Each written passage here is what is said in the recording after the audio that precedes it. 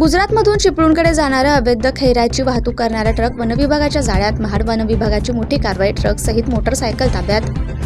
मुंबई गोवा राष्ट्रीय महामार्ग क्रमांक 66 वर पोलादपूरजवळ वनविभागाच्या सापळ्यात गुजरातमधून चिपळूणकडे अवैध खैराची तस्करी करणाऱ्या ट्रकसहित त्याला रस्ता दाखवणाऱ्या एका मोटरसायकल स्वाराला पकडण्यात वनविभागाच्या महाड येथील पथकाला यश आलंय.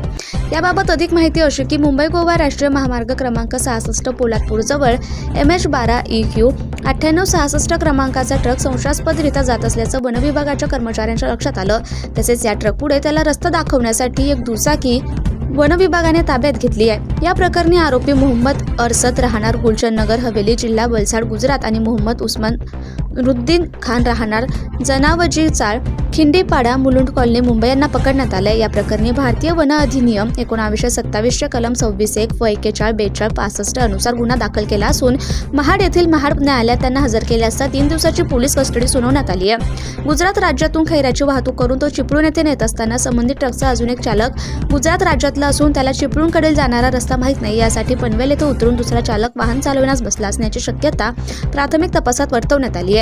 मात्र नेमका हा ट्रक चिपळूणमध्ये कोणत्या ठिकाणी खाली करण्यात येत होता याबाबतची माहिती अद्याप अस्पष्ट आहे.